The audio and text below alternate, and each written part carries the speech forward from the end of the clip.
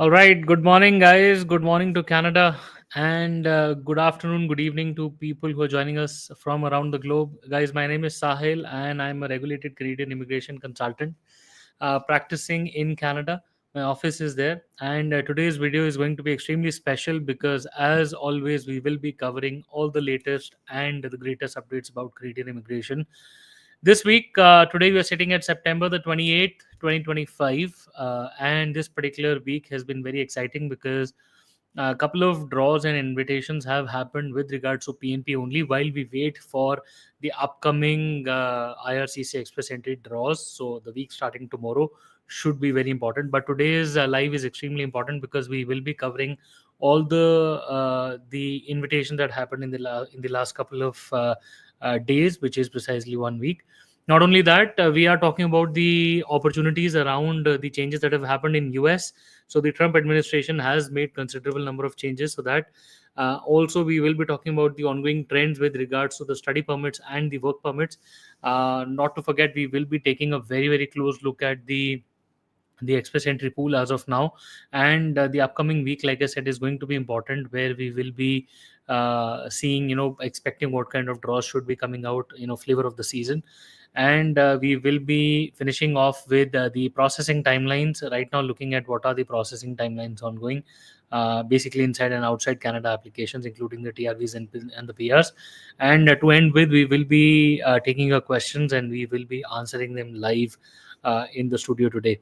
So, guys, quickly getting started with the first update of this particular morning. Um, the non-permanent residents, as we all know, the Canadian administration or the Canadian government has been focusing very hard on reducing the number of temporary residents within the country at the moment. Although the number of temporary residents is right now sitting on the lower end of the spectrum, but overall in the last couple of years, the temporary resident population has gone up. The voices in the Canadian market, which includes Canadian citizens, permanent residents, and also folks who are here, they are saying that the ongoing crisis of basically inflation, housing crisis, rental crisis, and all of that has been caused because of the rise in temporary residence population. Now that has resulted in grievance redressals happening against the liberal government, saying that they have brought in people to such a large extent that the prices have gone up, the housing prices have gone up, the rental availabilities have gone down, and all the other thing, including the security and the safety. Hence, the agenda that they had put up in the recent election was that we will try to bring down the population of the temporary residents in the country to an all-time low. And ever since, they have been following very closely on reducing numbers. It started off with study permits, so they had put in a lot of bans on rather reducing the number of study permits being issued. Then that followed over to spousal open work permits, then that's followed over to work permits, then we saw changes in LMIAs, and now finally we are seeing a rather different phase of IRCC, where they are sort of not even shy of saying the fact that we are reducing files to some extent, where we are happy that the files are now being refused, and they are now even sharing officer decision notes. Record number of high JRs that are happening at the moment, all sorts of decisions all over the place. But yes, this is the new phase of IRCC which we are seeing, where they are blatantly accepting that the high number of refusals are ongoing. Still, yeah, this is what is happening as of now. But the sort of impact that is happening on the temporary resident population as of now is that the study permits issuance, and this was a news coverage that happened. If I quickly show you here, this was the news coverage that was done by Toronto Star, which is one of the news broadcasting agencies here in Canada. They are saying that it has the federal government has reduced its immigration index for 3 years in response to public backlash. Like I said, this was a backlash from the citizens and the permanent residents, and the housing and the affordability crisis.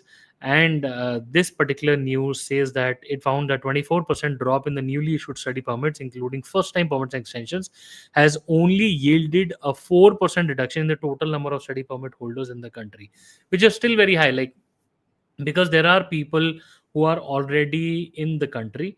So even though the number of permits that they're issuing is lesser, but the rollover from the previous years is still pretty high. So that particular number is still there.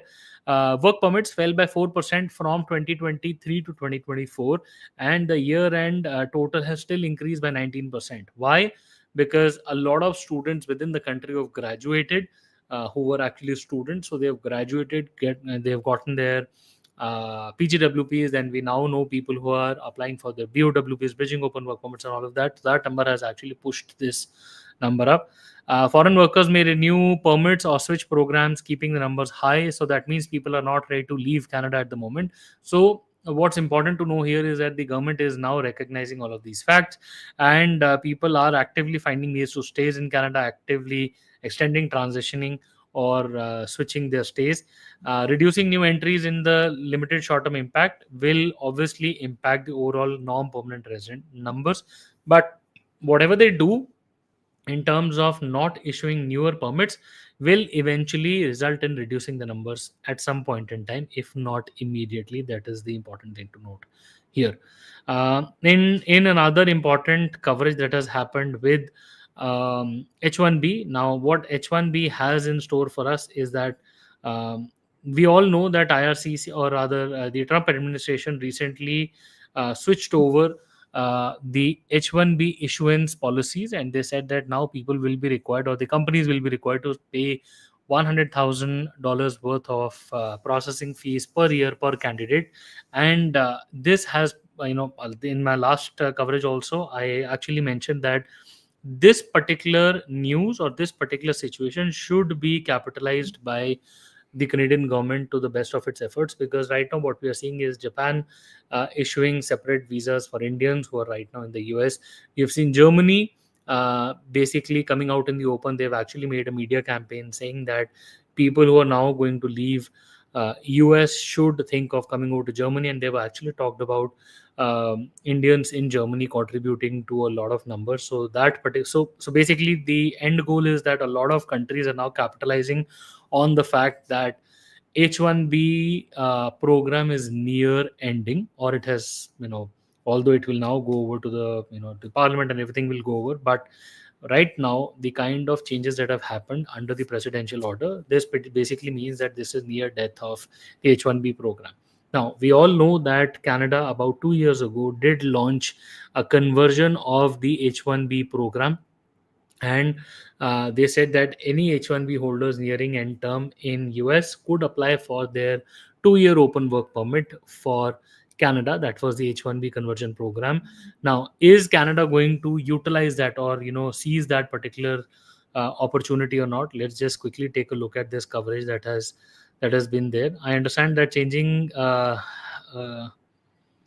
so later on Saturday, this says during a trip to UK, Mark Carney said Canada is looking at having a clear offering for people in the tech sector would otherwise be eligible for the H1B visa program.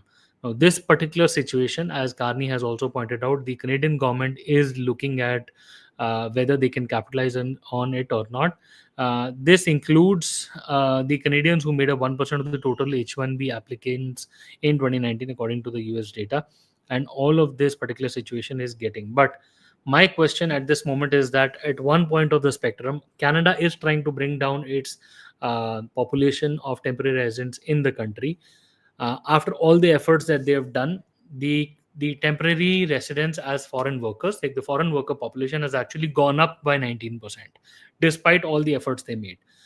Now, is Canada really looking at capitalizing on the H1B program? Because at one end, you're trying to bring down the population of the residents, at the other end, you're trying to capitalize on H1B.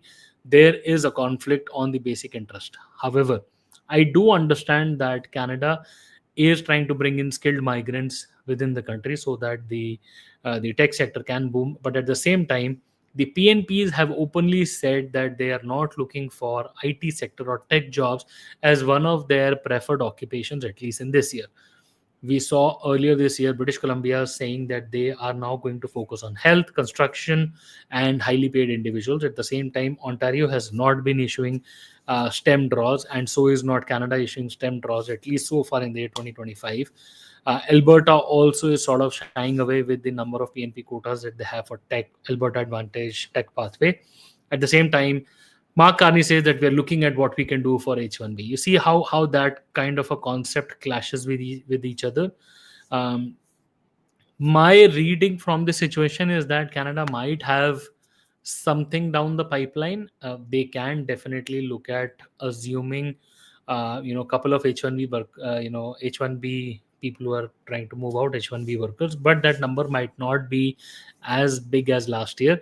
They might just bring in about 10,000 people, and that eventually will clog or take away the quota that is there for newly, so overall, Canada from this year onwards, the immigration levels plan is planning to have a quota set on temporary residents as well.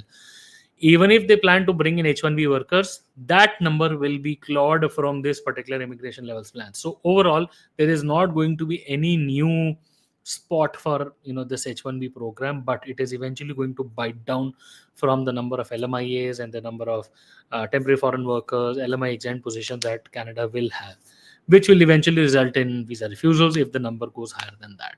So yes, I mean that we eventually will get to see in the future how Canada will plan to utilize that. In another news, the immigrant nurses in Canada, as per StatCan. So StatCan is the Statistics Canada. It is the official agency which is reporting statistic numbers in Canada.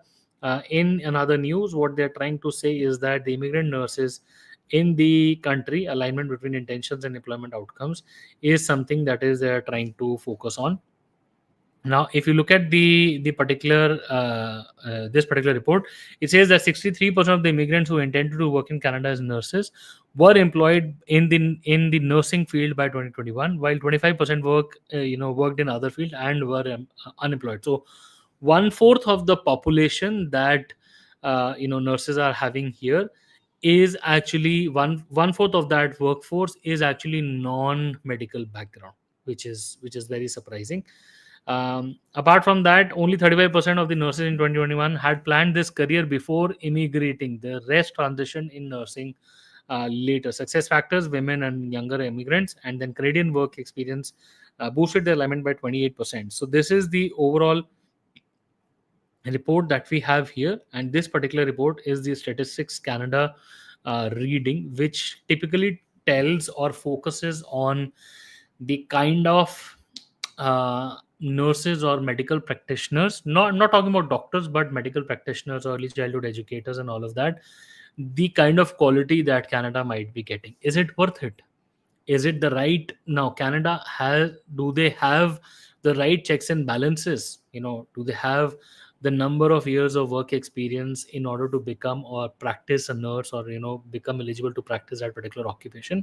Because at the end of the day, we as Canadian permanent residents and citizens are being served by that particular population who's transitioning into the nursing field very recently. In the name of getting a PR, people are now changing careers. That too, with just 6 months of experience in a particular category, people are able to get medical related, or health practitioner related, or health category related invitation, and then practice their occupation. Is this what they prefer, or is this a forced education or a forced career? This is a key thing that Canada should be looking at, because right now people are taking up jobs in the health sector, jobs in the education sector, especially ECE, by force, because they want PR, and they know that in Canada nobody is getting PR, or the chances of getting a PR if you're not in these categories is very, very low. So I believe that the remedy to this situation would be to extend the number of months required as experience. And we have been talking about this over and over again, that having just 6 months of work experience in a particular category makes you eligible for express entry category in a preferred NOC code. Is 6 months actually enough? Now, if you have practiced an occupation for only 6 months and you are actually bringing your child to that particular person's attention, is that risky? Is that person's new career? Has the person practiced that career enough, or was that by force? Did the person actually even want to become a nurse or a health practitioner or not? That is the understanding that this particular report is giving us, which I believe is a big alarm. I believe that IRCC should take a deeper learning from this particular situation, where the number of years required or the number of months required to practice an occupation is 6 months enough. That is something that IRCC should take a deeper look at.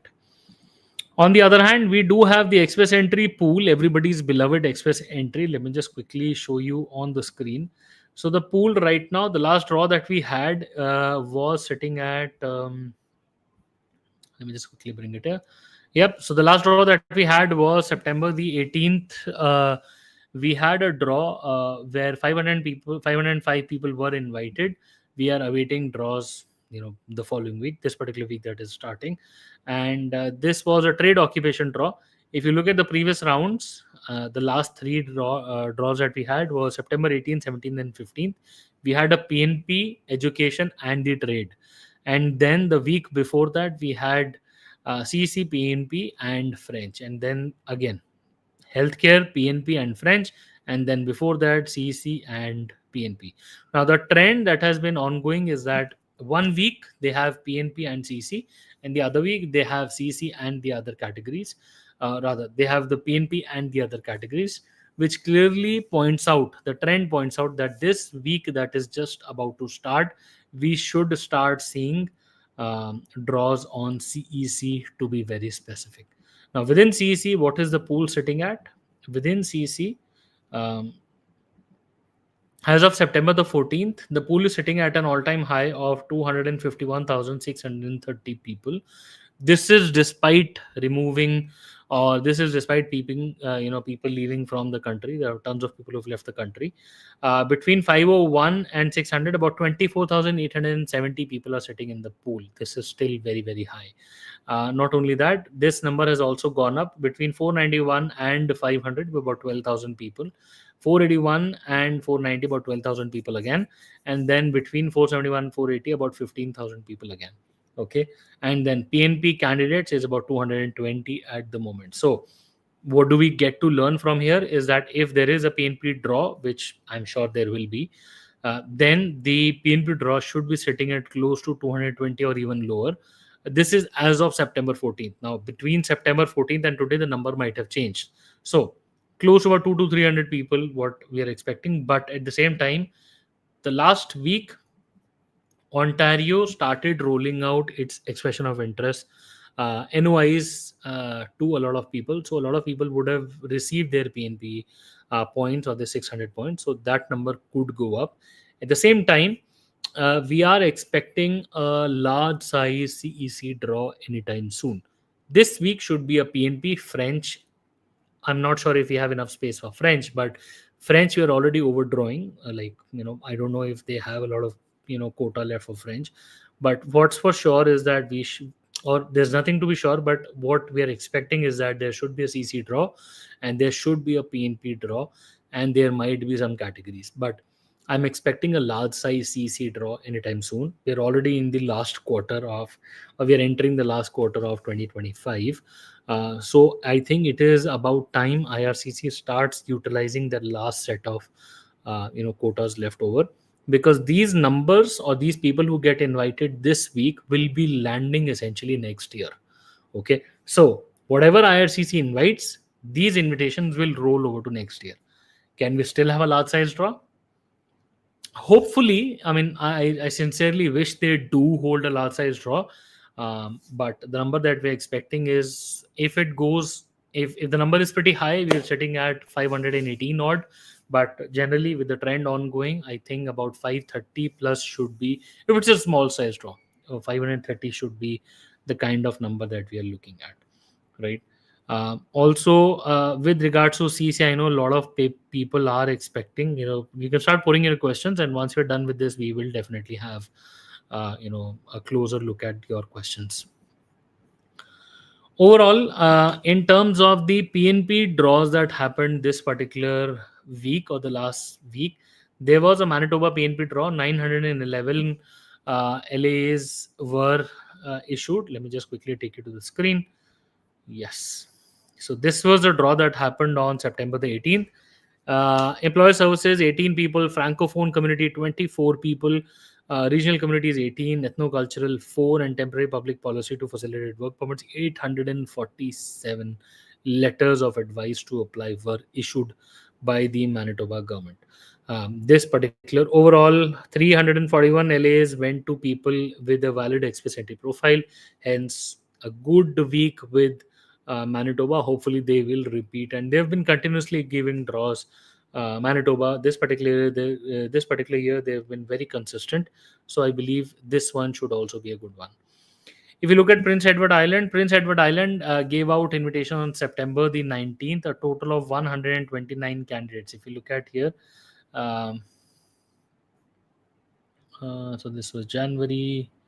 Yes, 19th of September, we saw 129 candidates were invited under labor and express entry category, and targeted candidates in priority sectors were given, priority over that, and candidates to a PEI employer were also invited.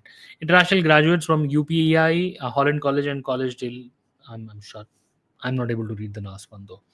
But these people were invited, and congratulations to all of them.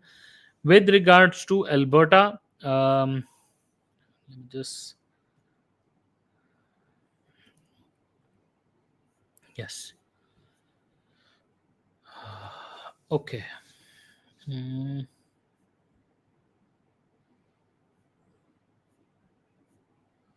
Okay. On Alberta, we have about 63 point cutoff that happened on September 23rd.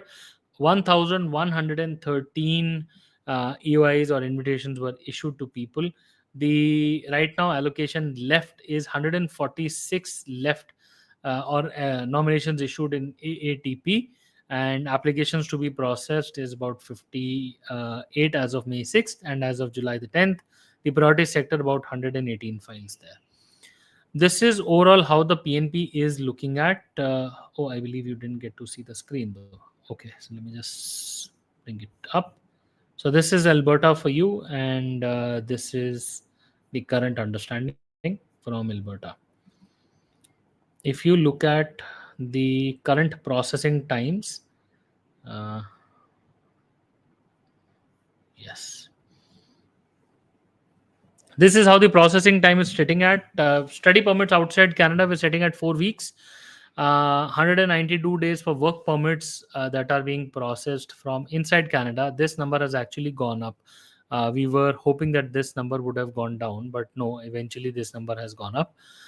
Vista visas from outside Canada processing time is 73 days, guys. If you look at this particular, this particular number 73 days, this has actually gone up to last week. Up to last week, visitor visas from outside Canada were sitting at close to about 30 days or even lesser at times, but yes, they've gone up. Study permit extension applications again has gone up 179 days.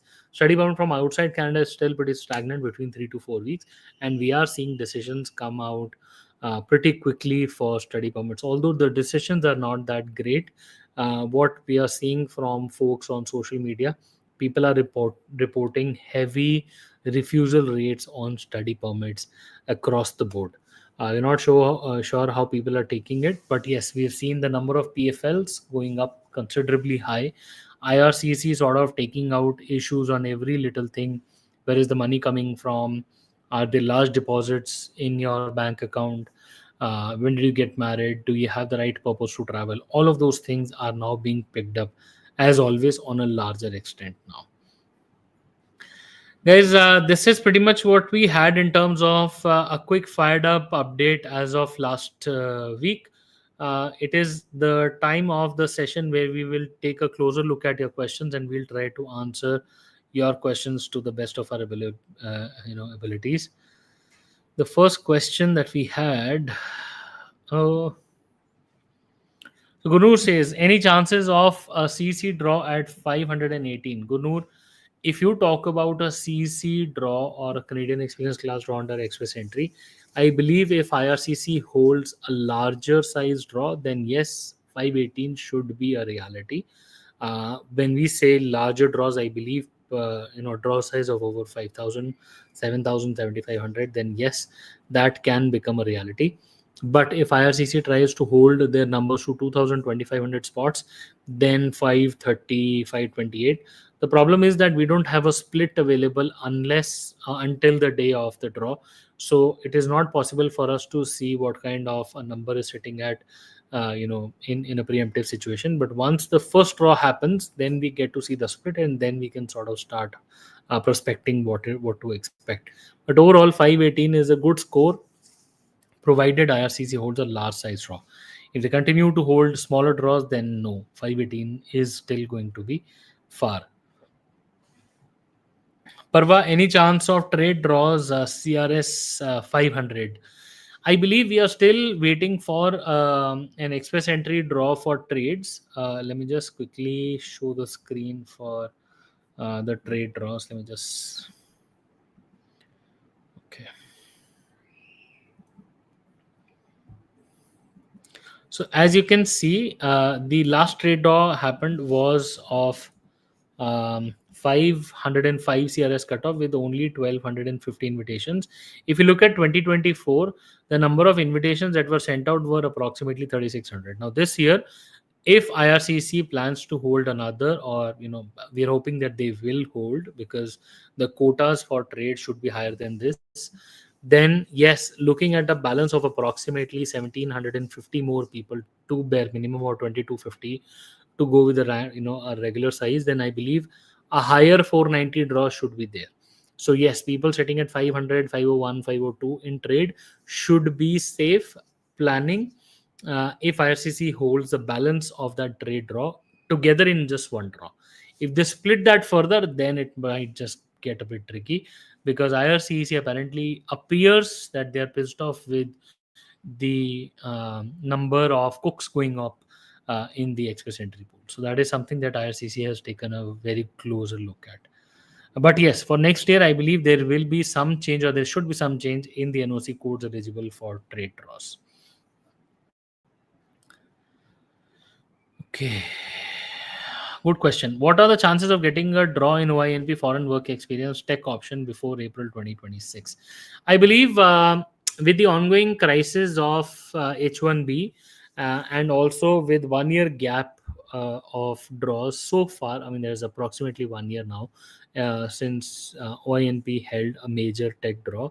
I believe OINP should be inviting tech people in HCP or employer job offer streams, at least some size numbers towards the end of this year. This is what I hope. But there is no indication from the province so far. They have clearly identified construction, healthcare, and trades as their priority sectors for this year, but they haven't said no to STEM. So, yes, we are expecting a draw at least by April 2026. We should see some, at least one draw for that. Uh, oh, interesting question. After an ECUPR, can there still be a PFL or any other issues? Once a person gets an ECUPR, that is a confirmation of permanent residence, can there be a PFL? The answer is yes, there can be a PFL at any point of your immigration history or track record with IRCC at any given point of time. If IRCC gets a poison pen later, or goes into deeper checking of past files, if say for example one consultant or a lawyer or an agent has connection with 100 files, probably gets caught in one particular situation of fraud, then it will retrospectively affect all the people who were associated with. That's just an example that I'm giving.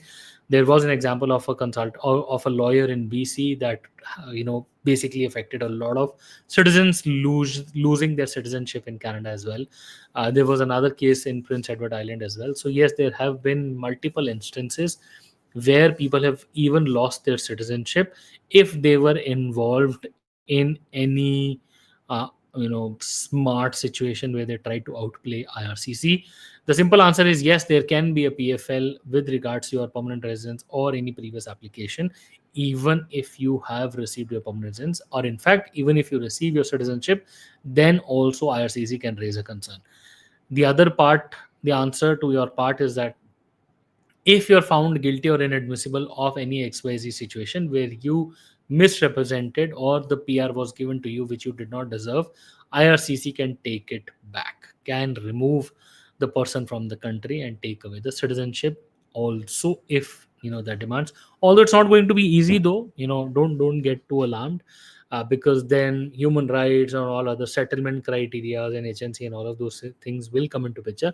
But yes, inconvenience and trouble will be there if there is a situation at hand. Okay.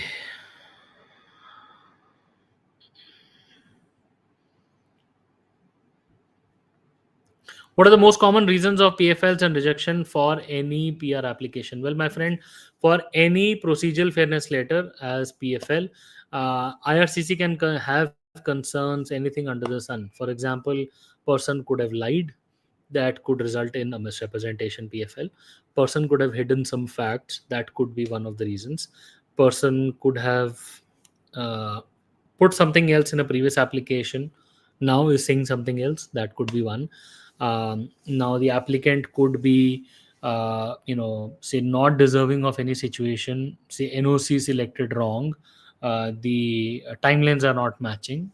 PFL can be anything under the sun. Like, it's this question is very wide, but PFL can be as simple as why is your spouse not a company? Even that could raise a PFL. So PFL basically means if the IRCC processing officer has a concern with the applicant's current application, the officer will give a chance to the applicant. Basically, the officer will put forward the concerns and the officer will give them a chance to explain and alleviate all the concerns of the officer. If successful, the file will go through and probably get approved or will go to the decision stage. If the officer is not convinced, then the officer can refuse the file, and at the same time they can also put the person under misrepresentation, basically hiding material facts, trying to outplay IRCC, or trying to jeopardize the situation of the file and issue a 5-year ban. So the outcomes can be three: one, approval; second, can be a refusal; and third, can be an admissibility with a ban as well. I hope that answers your question. Okay, Siddharth, you're waiting for basically an express entry draw at 528. Should you get your PCC? I think yes. 528 in express entry is a pretty good score.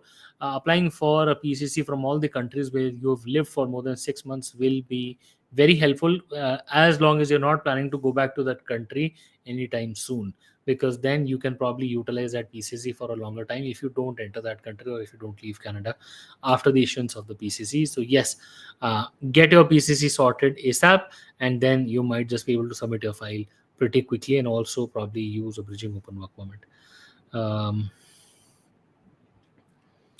Okay, good question. Can we expect an OINP skill trade draw anytime soon? My answer is yes. I think it has been a long-standing, long-due draw from Ontario Immigrant Nominee Program, OINP. We're all waiting for a skill trade draw. Come on, Ontario, you can do it. I know you've been dealing with issues the first half of, or rather till June, you were facing new platform launch and all, and then the reduced quotas, number of landings, number of files that were within the inventory more than what YNP could handle. After all of those issues, I believe you are now well over that. You've been issuing invitations in the other priority sectors as well. Why are you holding back on skill trade, and why are you holding back on Ontario, the tech related draws? I believe people who are interested in living in Ontario, they do deserve at least one draw of skill trade anytime soon. Okay. Is 6 months of work experience enough to justify NOC code duties in a trade job? I have seen a lot of people applying for under trades with just 6 months of experience with no prior education experience to support it. So I have also seen a lot of people trying to claim NOC code with very less years of experience or even months of experience in a particular trade law. It will depend upon what kind of a job you're doing, what kind of a trade NOC or code you're selecting. The answer is that people are getting through with it. They're trying to say that people were working part-time jobs, did some related education, or there was an on-the-job training. then yes, because IRCC says that you can become a part of a category within 6 months, then I believe you can start claiming that particular NOC code if you have 6 months of work experience. But the closer answer or the most suitable answer is that you have to go to the NOC code, look at the employment requirements, and then decide whether you have the similar related education or experience or not. Because tier code means training, education, or experience in the related NOC code.